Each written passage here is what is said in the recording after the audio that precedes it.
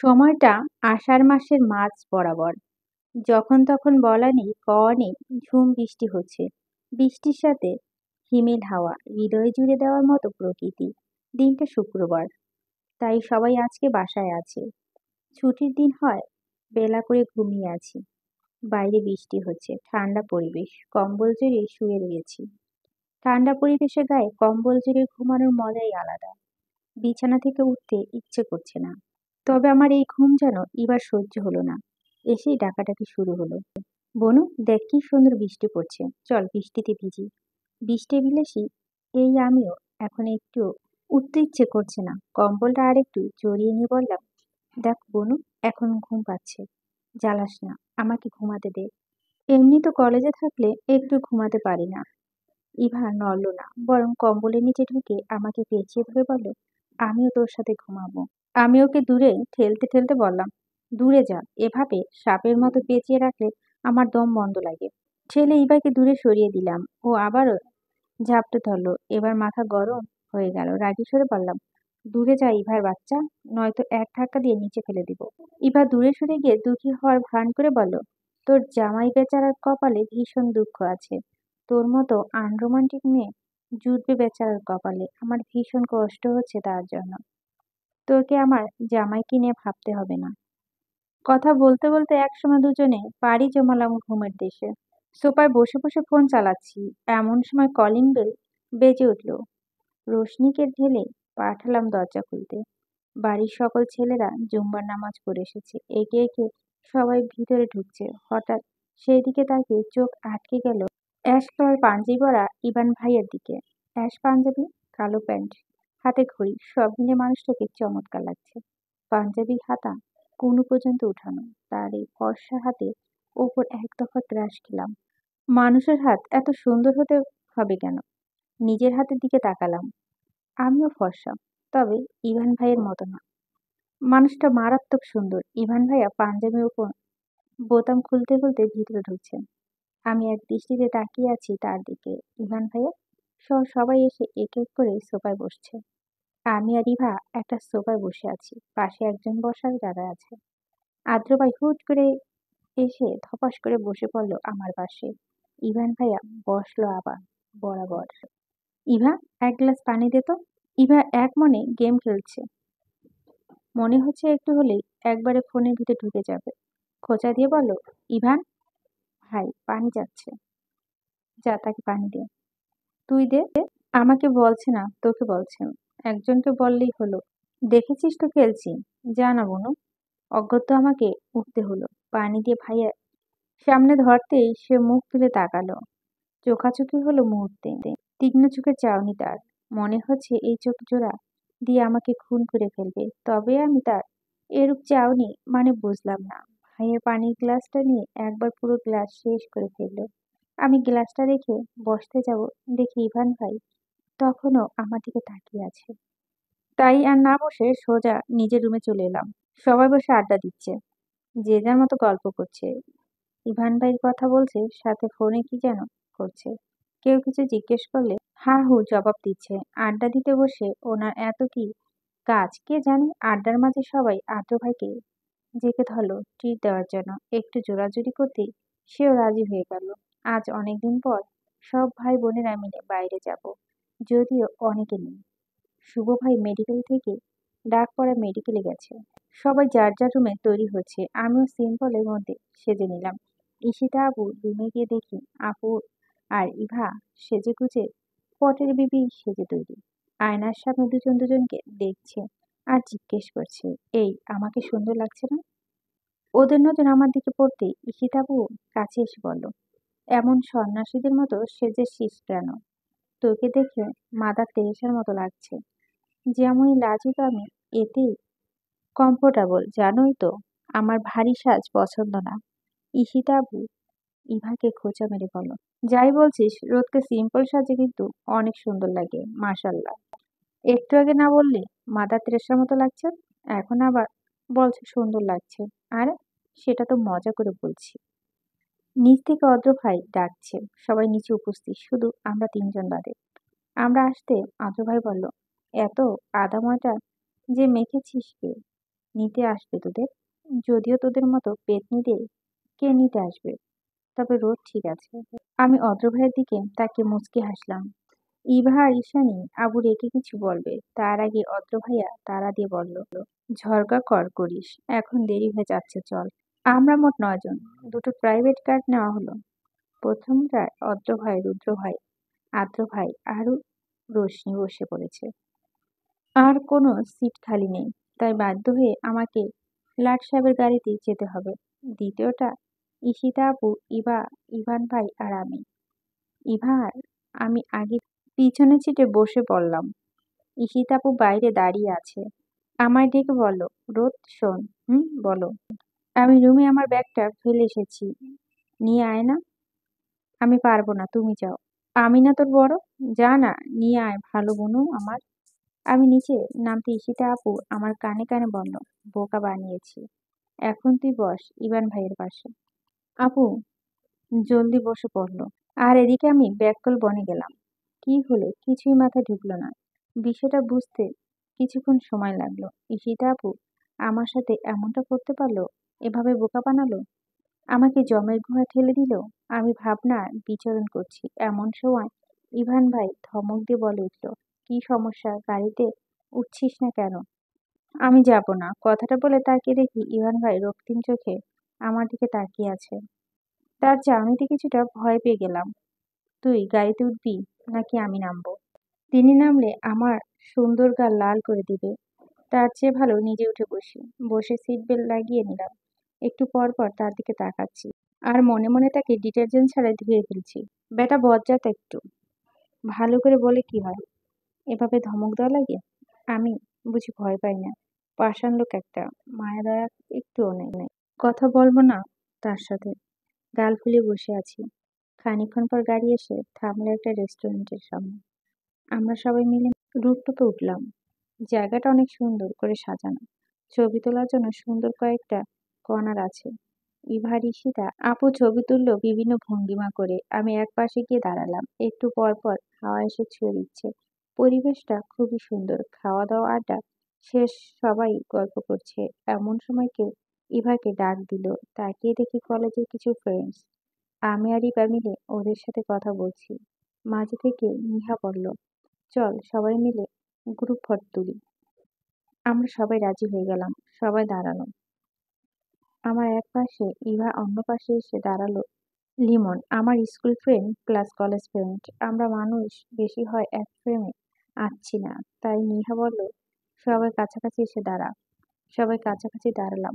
ছবি তোলা শেষে সবাইকে বিদায় দিয়ে চলে এলাম। সবাই টুকটাক কথা বলছে।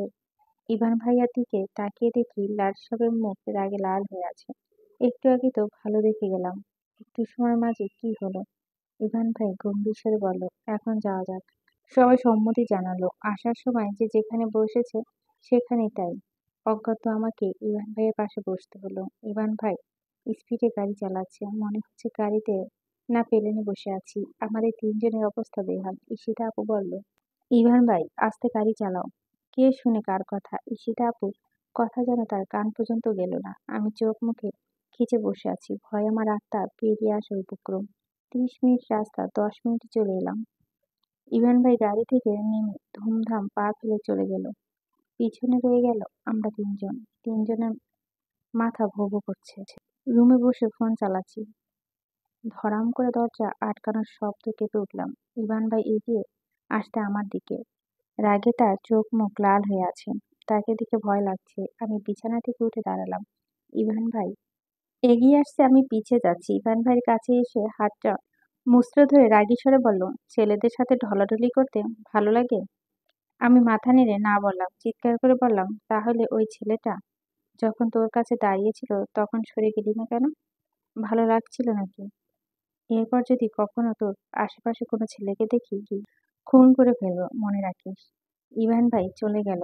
আমি তার যাওয়ার দিকে তাকিয়ে আছি। সে আমাকে পছন্দ করে না এটা জানি, তাই বলে কি এখন তার জন্য আমি কারোর সাথে মিশতেও পারবো না?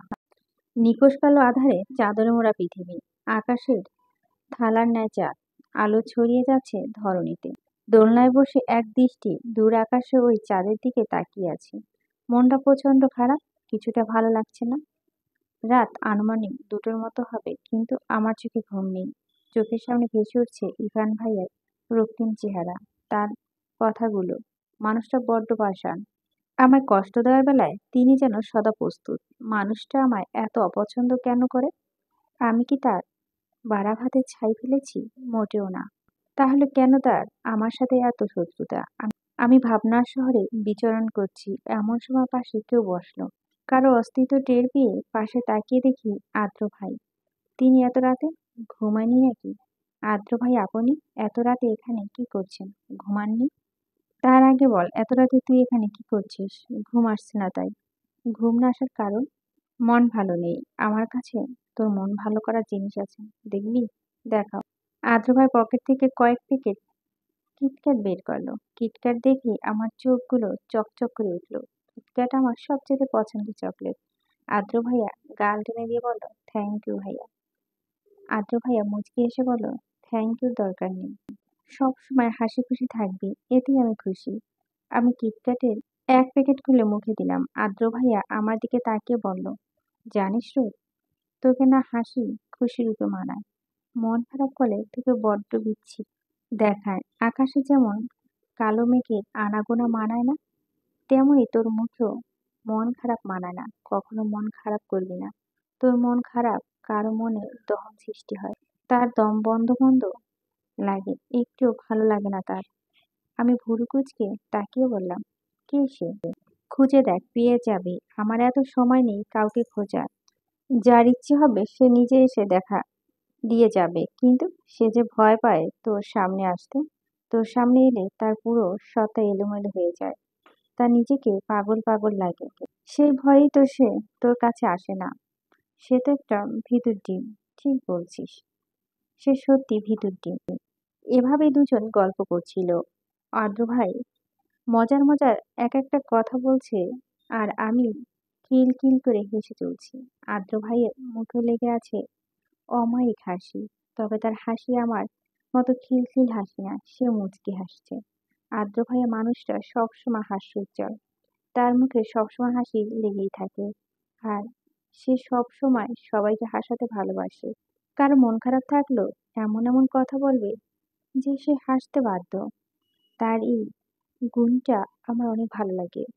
তার বউ হয়ে যে আসবে সে নিশ্চয়ই খুব ভাগ্যবতী হবে। ভাইয়ের সাথে অনেকক্ষণ গল্প করলাম। এখন মনটা একদম ফ্রেশ। একটু আগে মন খারাপ যেন কোথাও উদয় হয়ে গিয়েছে। মন ভালো করার ওষুধ কাছে থাকলেও কি আর মন ভালো থাকে? ভাইয়ের হাত ঘড়ি থেকে বলল, দেখ, গল্প করতে করতে প্রায় 3টার মতো বেজে গেছে। যা গিয়ে ঘুমিয়ে পড়, না হয় চোখের নিচে ডার্ক সার্কেল পড়ে যাবে, তখন পেতনির মতো লাগবে। আদ্র ভাই, আরে মজা করলাম, যা ঘুমিয়ে পড়, নয়তো শরীর খারাপ করবে। হ্যাঁ, তুমিও যাও। তোকে আমার কথা ভাবতে হবে না, তুই যা। আমি নিচে চলে এলাম। আসার আগে তাকিয়ে দেখি ভাইয়া আকাশের দিকে তাকিয়ে আছে। মনটা এখন একদম ফুরফুরে। বিছানার গা লাগাতে ঘুমের দেশে পাড়ি জমালাম। নতুন দিনের সূচনা। ফুরফুরে মন নিয়ে ব্যালকনিতে দাঁড়িয়ে আছি। স্নিগ্ধ সকালটা খুবই সুন্দর লাগছে। গেটের দিকে চোখ যেতেই চোখ ফিরে দেখলাম ইভান ভাই দাঁড়িয়ে আছে সেখানে। খারাপ মানুষ সেদিকে তাকাবো না। সে আমাকে আঘাত করেছে, তার দিকে একটু তাকাবো না। মুখ ভেঙচি কেটে চলে এলাম রুমে। রেডি হয়ে নিচে নেমে দেখি আদ্র ভাই আর রুদ্র ভাইয়া বসে কথা বলছে। আদ্র ভাইকে দেখে সকাল সকাল মনটা ভালো হয়ে গেল। খাওয়া দাওয়া শেষ করে কলেজের জন্য বের হলাম। ইভান ভাইয়াকে দেখেও না দেখার ভান করে এগিয়ে গেলাম। পিছন থেকে না তাকিয়ে বুঝতে পারছি সে আমার দিকে তাকিয়ে আছে। তাকিয়ে থাকলে থাকুক, এতে আমার কি? রাগের মাথা ফেটে যাচ্ছে, ইচ্ছে করছে ইভান ভাইয়ের মাথা ফাটিয়ে ফেলি। বজ্জাত লোক একটা। আজকে সবাইকে আদ্র ভাইয়ের জন্য মেয়ে দেখতে যাব, কিন্তু ইভান মশাই আমাকে আর ইভাকে বসিয়ে রেখেছে। পড়া শেষ না হলে যেতে দিবে না। আর এদিকে আমার পড়ার কোনো লক্ষণই নেই। হাজার চেষ্টা করেও একটা প্যারাগ্রাফ মুখস্থ করতে পারছি না। ইচ্ছে করছে নিজের মাথায় নিজেই বাড়ি দিই। ইভান ভাইয়ের দিকে তাকিয়ে করুণ স্বরে বললাম, ইভান ভাই প্লিজ যেতে দিন না। কালকে শিওর পড়া কমপ্লিট করে আসবো। কোনো বাহানা শুনতে চাই না। পড়া শেষ করে যেদিকে ইচ্ছে যা, আমার ভাইয়ের জন্য মেয়ে দেখতে যাচ্ছি।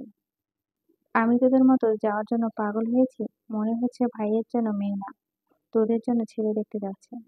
তার কথা শুনে আমার কিছু বলার নেই। এই লোক নিজেও যাবে না, আর আমাদের যেতে দেবে না। বজ্জাত লোক একটা। এক ধ্যানে পড়ার দিকে তাকিয়ে আছি। দেখি পড়া মুখস্থ না হয়ে যায় কোথায়। দীর্ঘ ১ ঘন্টা পরে পড়া কমপ্লিট হলো। মাঝে রোশনি ২ বার ডেকে গেছে, কিন্তু ইভান ভাইয়ের মনে একটুও গলেনি। পড়া শেষ করে স্টাডি রুম থেকে বেরিয়ে দেখি পুরো বাড়ি ফাঁকা। আমি, ইভা আর ইভান ভাইয়া বাদে কেউ নেই। মনটা ভীষণই খারাপ হয়ে গেল। কি আর করার, মন খারাপ করে ছাদে চলে এলাম। ছাদে এসে দেখি কেউ একজন দাঁড়িয়ে আছে। কাছে গিয়ে দেখি আদ্র ভাই। তারও তো যাওয়ার কথা ছিল। তুমি যাওনি? না। কেন? আমি চলে গেলে তুই যে একা হয়ে যাবি, মন খারাপ হয়ে যেত তোর। তাই ভাবলাম থেকে যাই। অনেক ভালো করছো। সত্যি মনটা খারাপ ছিল, কিন্তু তোমাকে দেখে ভালো হয়ে গেছে। তাহলে কি আমি তোর মন ভালো করার ওষুধ?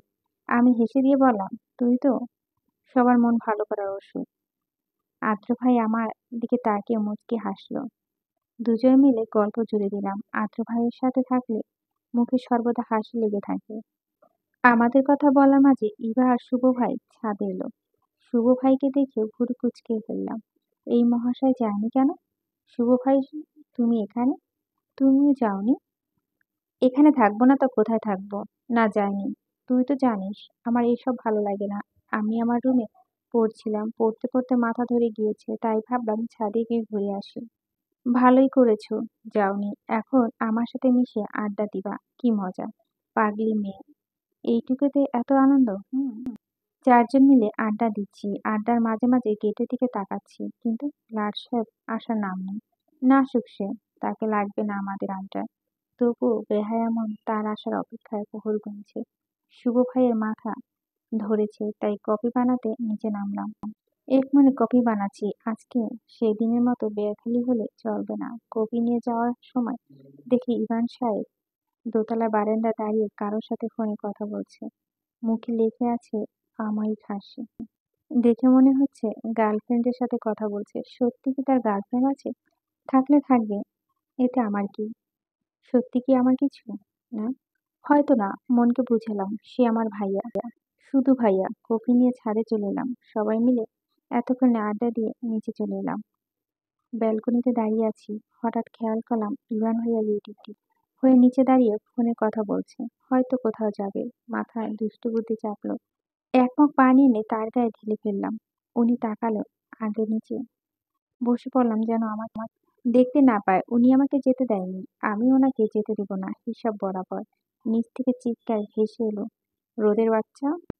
বাড়িতে খুশির আমেজ। বাড়ির বড় ছেলে বিয়ে বলে কথা। পুরো বাড়িতে আনন্দের ধুম। আমি অনেক খুশি। এই উছিলায় কয়েকদিন পড়া থেকে ছুটি। কি মজা। কিন্তু আমার খুশি নিমেষে মাটি করার জন্য জমরুয়ে আগমন হলো ইভান ভাইয়ার। এখন ওনাকে দেখলেই কেন যেন সহ্য হচ্ছে না। মনে হচ্ছে গুলি মেরে তার খুলি উড়িয়ে দিই। একটু আগে তার উপর পানি ফেলানো অপরাধে আমাকে কান ধরে দাঁড় করিয়ে রেখেছিলেন। নির্দয় পাষাণ লোক একটা। তার থেকে নজর সরিয়ে মনোযোগ দিলাম বড়দের কথায়। আজকে যে মেয়েকে দেখতে গিয়ে তারা সবাই পছন্দ করেছে, হবু ভাবির নাম হচ্ছে প্রিয়ম। দেখতে মাশাআল্লাহ অনেক সুন্দর। বড় আম্মু ছবি দেখিয়েছে, ভাইয়ের সাথে তাকে খুব সুন্দর মানাবে। আম্মু সবাই বসে পড়েছেন প্ল্যানিং করতে। আমরাও কাজিনরা বসে পড়লাম প্ল্যানিং করতে। কে কি পরবে, কোন ফাংশনে কেমন সাজ দেবে, কে কোন গানে নাচ দিবে, এই নিয়ে আমাদের গবেষণা। সবাই অদ্র ভাইকে খোঁজাচ্ছে। বেচারা আমাদের জ্বালা টিকতে না পেরে উঠে যেতে যেতে বলল, তোদের মতো হারামি এই দুনিয়ায় আর নেই। আমরা সবাই তার যাওয়ার দিকে তাকিয়ে হেসে দিলাম। এবার শুরু হয়ে গেল আমাদের প্ল্যানিং।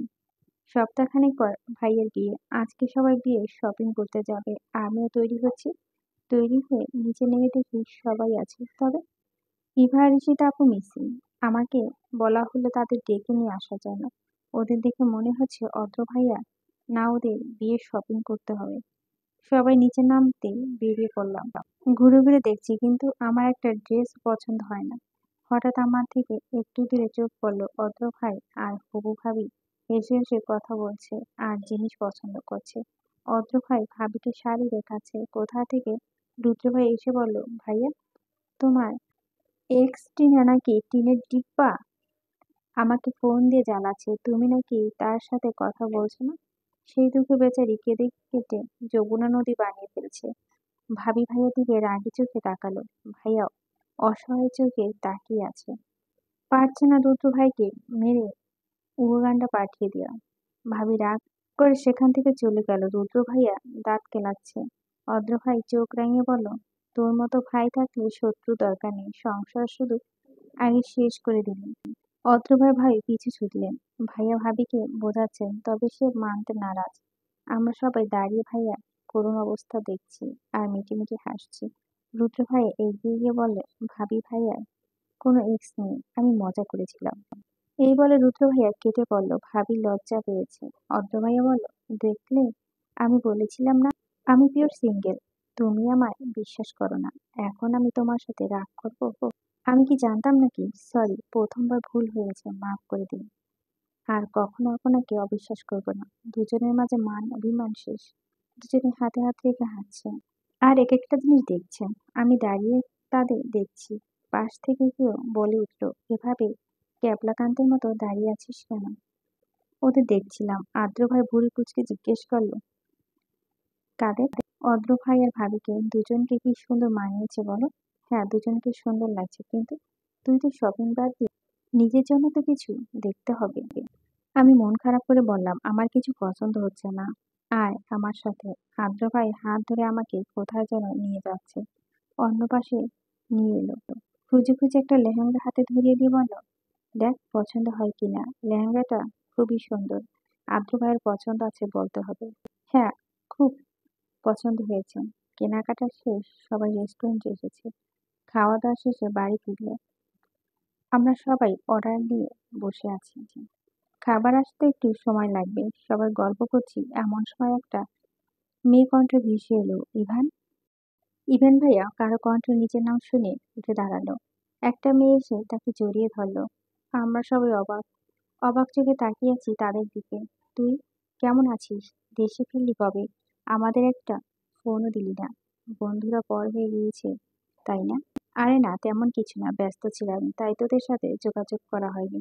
ইভান ভাই তার বান্ধবীকে নিয়ে কথা বলার জন্য দূরে গেলেন। আমার দৃষ্টি তাদের দিকে। দুজন হেসে হেসে কথা বলছে। মুখ ঘুরিয়ে নিলাম। খাবার আসতে খেয়ে সবাই বাড়ি চলে এলাম। তবে এখনো আমার চোখে তাদের দৃশ্য ভাসছে। মেয়েটা কিভাবে ইভান ভাইকে জড়িয়ে ধরে রেখেছিল? মেয়েটা কি শুধু তার বন্ধু নাকি অন্য কিছু? মাথায় সব আজীরা চিন্তা। হোক, মেয়েটা যে আমার কি তাতে। ঘুমানোর চেষ্টা করছি, কিন্তু ঘুম আসছে না। এপাশ ওপাশ করছি, কিছুই ভালো লাগছে না। উঠে ব্যালকনিতে হাঁটা চলা করছি, তবুও ভালো লাগছে না। ভাবলাম ছাদে যাব, যেই ভাবা সেই কাজ। ছাদে উঠে দেখি কে যেন দাঁড়িয়ে আছে, ফোনে কথা বলছে। মৃদু হাসির শব্দ আসছে। এগিয়ে গিয়ে দেখি ইভান ভাই। আমাকে দেখে হাসি থামিয়ে দিল। মুহূর্তে তার হাসি মাখা মুখ গম্ভীর হয়ে গেল। ফোন কেটে পকেটে দিয়ে জিজ্ঞেস করলো, এত রাতে এখানে কি? ঘুম আসছিল না তাই। এরপর দুজনে নিশ্চুপ, কারো মুখে কোনো কথা নেই। নীরব কেটে গেল কিছু প্রহর। একটা প্রশ্ন করবো ইভান ভাই? কি প্রশ্ন? এতক্ষণে যার সাথে হেসে কথা বলছিলেন, সে কে? আপনার গার্লফ্রেন্ড? ইভান ভাইয়ের মুখটা ফ্যাকাশে হয়ে গেল। মনে হচ্ছে চোর ধরা পড়ে গেছে। ধমক দিয়ে বলল, ফালতু কথা বাদ দে, রুমে যেয়ে ঘুমা। তার ধমকে কেঁপে উঠলাম। চোখ টলমল করছে, একটু হলেই চোখ থেকে পানি গড়িয়ে পড়বে। চলে এলাম রুমে। ইভান ভাই আমার সাথে এভাবে কথা বলতে পারলেন? নির্দয় পাষাণ লোক তিনি। ভুলটা আমারই। আমি কোনো তার সাথে কথা বলতে গিয়েছিলাম। চোখ দিয়ে পানি পড়ছে। কান্না করতে করতে কখন ঘুমিয়ে পড়েছি খেয়াল নেই। বাড়ি ভর্তি লোকজন, প্রায় সব আত্মীয় স্বজন চলে এসেছে। কাল বাদে পরশু অদ্র ভাইয়ের বিয়ে। আজকে হলুদ অনুষ্ঠান। সবাই হলুদ আর সবুজের মিশ্রণে শাড়ি পরেছে। আমার পরনে সেম শাড়ির সাথে অল্প বিস্তার সাজ। একটু পরে ভাইয়াকে হলুদ পরানো হবে। সব প্রস্তুত প্রায় শেষের দিকে। অদ্র ভাইয়াকে এনে সবার মাঝে বসানো হয়েছে। বাড়ির বড়রা সবাই আগে হলুদ দিয়েছে, এখন আমাদের ছোটদের পালা। যে যতটা পারছে হলুদ মাখাচ্ছে। ভাইয়াকে পুরো হলুদে মাখামাখি করে ফেলছে। আমি একটুখানি হলুদ নিয়ে ইভান ভাইয়ের গালে লাগিয়ে দিলাম। ও আমাকে লাগাতে গেলেই দিলাম ছুট দৌড়। ইভা পিছনে আসছে। দৌড়াতে দৌড়াতে স্লিপ কেটে পড়ে যেতে নেব, তার আগে হাত ধরে কেউ বাঁচিয়ে দিল। আদ্র ভাই রাগী কণ্ঠে বলল, এত দৌড়াদৌড়ি কিসের? হলুদ খেলছিস ভালো কথা, পড়ে গিয়ে ব্যথা পেলে কি হতো? আদ্র ভাইয়ের রাগ কণ্ঠে মুখটা চুপসে গেল। চলে আসতে নিব এমন সময় হাত ধরে আটকে দিল। আদ্র ভাই কথা বলছিল কারো সাথে, তাকে বিদায় দিয়ে সামনাসামনি দাঁড়ালো। মন খারাপ কর না রোদ শোনা, আমি ওভাবে বলতে চাইনি। তোকে পড়ে যেতে দেখে মাথা ঠিক ছিল না। পড়ে গিয়ে ব্যথা পেলে কার কষ্ট হতো? আমার না তো। সরি ওভাবে বলার জন্য। রাগ করে না। মজা করা ঠিক আছে, তবে সাবধানে। আমি তখনও চুপসে মুখে দাঁড়িয়ে আছি। আদ্র ভাই ফের বলল, এখন কি আমি কানে ধরে সরি বলবো? তাহলে তুই খুশি হবি? তুই যদি তাতে খুশি হোস তাহলে কানে ধরতে রাজি আছি। আদ্র ভাই কানে ধরতে যাবে তার আগে তড়িঘড়ি করে আটকে দিলাম। তোমার কানে ধরা লাগবে না। এই যে দেখো আমি হাসছি বলে হেসে দিলাম। নয়তো তিনি সত্যি সত্যি কান ধরতেন। আদ্র ভাই গাল টেনে দিয়ে বলল, এভাবে সবসময় হাসি খুশি থাকবি? গোমরা মুখে তোকে একটু মানায় না। কেমন পেতনি পেতনি লাগে। আর হাসলে কেমন লাগে? আদ্র ভাই বিড়বিড় করে বললেন, আমার রৌদ্রময়ী। ঠিকভাবে শুনতে না পেয়ে জিজ্ঞেস করলাম, মানে? কিছু না, তুই না হলুদ খেলছিলি, যা গিয়ে হলুদ খেল। আমার হাত যে হলুদ ছিল সেটা এতক্ষণে খেয়াল ছিল না। খেয়াল হতে মাথায় দুষ্ট বুদ্ধি চেপে বসলো। হাত বাড়িয়ে আদ্র ভাইয়ের গালে হলুদ লাগিয়ে দিয়ে দিলাম ভোঁদড়। আদ্র ভাই পিছন থেকে চেঁচিয়ে বলল, সাবধানে যাস, না হয়তো পড়ে যাবি পাগলি মেয়ে। উৎসব মুখর পরিবেশ, চারপাশ স্মৃতিমালা আলোকিত। বাগানে একপাশে চলছে হই হুল্লা, মেয়েরা হাতে মেহেদি করছে, সাথে চলছে নাচ গান। আমরা সবাই মিলে প্ল্যান করছি ইয়ে লাড়কা হায় আল্লাহ গানে গ্রুপ ডান্স দিব। সবাই প্রস্তুত নিচ্ছে। আমি আর আদ্র ভাই, রোশনি আর ইভান ভাই, ইভা আর রুদ্র ভাই, শুভ আর ঈশিতা আপু। শুভ ভাই প্রথমে রাজি ছিল না, সবাই মিলে অনেক রিকোয়েস্ট করার পর রাজি হয়েছে। খুব সুন্দরভাবে আমরা আমাদের পারফরমেন্স শেষ করলাম। আশেপাশে সবাই বলছে খুব সুন্দর হয়েছে। অনেক তো সিটি বাজছে। নাচ শেষ ধপাস করে চেয়ারে বসে পড়লাম, হাঁপিয়ে গিয়েছি। এখন ইভা আর ঈশিতা আপু দুজনে মিলে নাচ করছে। ওদের দুজনের এনার্জি আছে বলতে হবে। আমি বসে বসে ওদের দেখছি। আচমকা চোখ গিয়ে পড়লো পাষাণ মানুষটার উপরে। সেদিন ওভাবে বলার পর সে একবারও আমাকে সরি বলেনি। এমনকি আমার সাথে একবারও কথাও বলেনি। না বলুক, তাতে আমার কি যায় আসে। মুখ ঘুরিয়ে অন্যদিকে তাকালাম। নাচ গান শেষ হতে প্রায় রাত 12টার মতো বেজে গিয়েছে, কিন্তু আমি বা রোশনি, ঈশিতা আপু কারো মেহেদি পরা হয়নি। খাওয়া দাওয়া শেষ করে সবাই ড্রয়িং রুমে বসলাম। ঈশিতা আপুর দুজন ফ্রেন্ড এসেছে, তারা মেহেদি পরাতে পারে।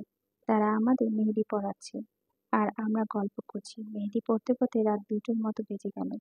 সবাই যার যার রুমে চলে এলাম ঘুমাতে। হবে বাচ্চাদের চেঁচামেচিতে ঘুম ভেঙে গেল। ঘুম থেকে উঠে দেখি সবে 6টা। ফ্রেশ হয়ে নিচে নামতে অবাক হলাম। ড্রয়িং রুমে পা ফেলার জায়গা নেই, মানুষে ভরপুর। বিয়ে বাড়ি বলে কথা, মানুষ তো থাকবেই। নিচে নামবো তার আগে অদ্র ভাই এসে বলল, রুমে যা, নিচে অনেক মানুষ, সেখানে যে তোর কোনো কাজ নেই। তোর খাবার আমি তোর রুমে দিয়ে আসবো। রুমে চলে এলাম। একটু পরে ইভা, রোশনি, ঈশিতা আপু সবাই আমার রুমে হামলা করলো। আদ্র ভাই খাবার নিয়ে এলো। খেতে খেতে সবাই অনেক গল্প করলাম। এরপর সবাই ব্যস্ত হয়ে পড়লো সাজগোজে। আমিও শাওয়ার নিয়ে আয়নার সামনে দাঁড়িয়ে চুল শুকাচ্ছি। বিছানায় আদ্র ভাইয়া পছন্দ করে দেওয়া লেহেঙ্গা, গোল্ডেন কালারের লেহেঙ্গাটি অনেক সুন্দর লাগছে। সাজগোজ শেষে আয়নার সামনে দাঁড়িয়ে নিজেকে দেখছি, খারাপ লাগছে না, ভালোই লাগছে। একটু পরে ইভা এসে বলল, বোন চল নিচে, সবাই ডাকছে। আমার দিকে ভালো করে তাকিয়ে বলল, পেতনি, তোকে এত সুন্দর লাগছে কেন? দেখি সাজ। অদ্র ভাইয়ের সাথে সাথে তোর বিয়ে না হলে হয়। উল্টো পাল্টো কথা বললে থাপ্পড় খাবি শয়তান মেয়ে। নিচে নেমে দেখি সবাই রেডি। অনেকে গাড়িতে উঠে পড়েছে। অদ্র ভাইয়ের গাড়িতে আমি, ঈশিতা আপু, ইভা, অদ্র ভাই আর আদ্র ভাই। আদ্র ভাই গাড়ি ড্রাইভ করছে। ঈশিতা আপু আমাকে ধাক্কা দিয়ে বলল, কি রে, ম্যাচিং ম্যাচিং ব্যাপার কি বনু? কি বলছো এসব? কিছু তো কিছু না, সামনে তাকা তাহলে বুঝতে পারবি। সামনে তো অদ্র ভাই গাড়ি ড্রাইভ করছে। তার শেরওয়ানি কালার আর তোর লেহেঙ্গার কালার সেম সেম। সামনে তাকিয়ে দেখি সত্যি আদ্র ভাইয়ের পরনে গোল্ড কালারের শেরওয়ানি আমার লেহেঙ্গার সাথে ম্যাচিং। সেম হতে পারে স্বাভাবিক, এতে এভাবে বলার কি আছে? বলতে তোকে কিছু বলা বেকার।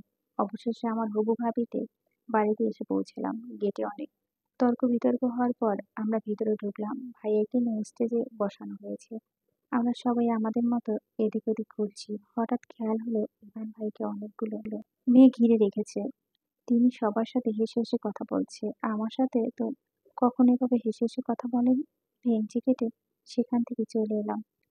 ভাইয়া ভাবির বিয়ে কমপ্লিট। আমরা বসে গল্প করছি। কোথা থেকে রুদ্র ভাই এসে বলল, রোদ, ভাইয়ের জুতোগুলো রাখ। তুই ভাইয়ের জুতো পেলে কোথায়? এগুলো না ভাবির বোনেরা নিয়ে গিয়েছে। আমাদের সামনে দিয়ে আমাদের ভাইয়ের জুতো নিয়ে যাবে, এটা সম্ভব? কখনই না।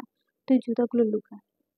কি করব কিছু বুঝতে পারছি না। লুকাবো কোথায়? ঈশিতাপু বলল, ওয়েট, কোথাও থেকে স্কর্ট এনে লেহেঙ্গা উঠে দু পায়ে দু জুতা আটকে দিল। লেহেঙ্গা ঠিক করে দিয়ে বলল, এবার ঠিক আছে। পাশ থেকে রেশমি বলল, বাহ আপু, খুব বুদ্ধি তোমার। আমরা স্টেজের পাশে এসে দাঁড়ালাম। ভাবি বোনেরা কিছু একটা খুঁজছে। রুদ্র ভাই বলল, কিছু খুঁজছেন বেয়ান? আমাদের বলে আমরাও একটু খুঁজি। মেয়েগুলো কিছু বলল না। রুদ্র ভাই আবার বলল, খুঁজে লাভ নেই বেয়ান, পাবেন না। তাও তারা খুঁজে চলছে। বিধায় সময় ঘনিয়ে এসেছে। অদ্র ভাইয়া স্টেজে থেকে নেমে বলল, আমার জুতা কোথায়? আমি লেহেঙ্গা উপরে তুলে বললাম, এখানে। সবাই তাকে হেসে দিল। অনেকে আমাদের বুদ্ধি প্রশংসা করলো। ভাবি বোনেরা যখন মন খারাপ করে আছে, অদ্র ভাই তাদের হাতে কিছু টাকা গুঁজে দিয়ে বলল, মন খারাপ করতে না করলো। সবাই একসাথে ভাইয়াকে বলল, থ্যাংক ইউ জিজু, আপনি বেশ জিজু। সবাই থেকে বিদায় নিয়ে রওনা দিলাম গাড়ির উদ্দেশ্যে। ভাবি কান্না করছে। ভাইয়া তাকে কাছে টেনে বুকে জড়িয়ে নিল। ভাবি কান্না করছে, ভাইয়া তাকে সান্ত্বনা দিচ্ছে। বিষয়টা আমার কাছে খুব ভালো লাগছে। বাড়িতে পৌঁছতে পৌঁছতে সন্ধ্যা হয়ে গেছে। ভাইয়া ভাবি ভিতরে ঢুকবে, কিন্তু আমরা তাদের আটকে রেখেছি। আমাদের দাবি ভাইয়া ভাবিকে কোলে করে নিয়ে যাবে, কিন্তু ভাবি লজ্জা পাচ্ছে। হুট করে ভাইয়া ভাবিকে কোলে তুলে হাঁটা দিল। আমরা সবাই চিল্লিয়ে উঠলাম। রুদ্র ভাই শীষ বাজাচ্ছে। ড্রয়িং রুমে বসে সবাই গল্প করছে। এমন সময় বড় আব্বু এসে বড় আব্বুকে ডেকে দাদুমণি রুমে নিয়ে গেলেন। একটু পর আমাকে ডাকা হলো। হঠাৎ এভাবে ডাকার কারণ বুঝতে পারছি না। দাদুমণি রুমে আমি, ইরফান ভাই, আম্মু একসাথে ঢুকলাম। তোমরা তো জানো আমার শরীরটা ভালো লাগছে না, তাই আমি একটা সিদ্ধান্ত নিয়েছি। বড় আব্বু বলেন, কি সিদ্ধান্ত মা? আমি ভাবছি ইরফান আর রোদের বিয়েটা দিয়ে দিব। এমনি ইরফান দাদুভাই আবার বিদেশ চলে যাবে আস্তে আস্তে অনেক দিন। ততদিনে যদি আমার কিছু হয়ে যায়, তাই আমি চাচ্ছি ওদের বিয়েটা দিতে। বিয়ের কথা শুনে মাথায় বাজ পড়ল। দাদুমণি একই বলছে, আমার আর লাট সাহেবের বিয়ে কিভাবে? আমি তোমাদের মতামত জানতে চাই। বড় আব্বু আমতা আমতা করে বলল, মা, এটা কিভাবে সম্ভব? রোদ এখনো অনেক ছোট। তার উপরে শুভ আগে ইভানের বিয়ে। তার চেয়ে ভালো হয় না ইভান পড়ালেখা শেষ করে আসুক, তারপর ওদের বিয়েটা দিই। রোদ ছোট, তবে অবুঝ নয়। এখন আকত করে রাখো, পরে অনুষ্ঠান করে বিয়ে হবে। বড় আব্বু আর আব্বু মিলে দাদুমণিকে বোঝানো, তবে সে কিছুই বুঝে নারাজ। আমি আর চোখে ইভান ভাইয়ের দিকে তাকালাম। সে এক মনে কিছু একটা ভাবছে। দাদুমণি আমার কাছে ডাকলো, রোদ শোনা, তুই আমার কথা রাখবি না?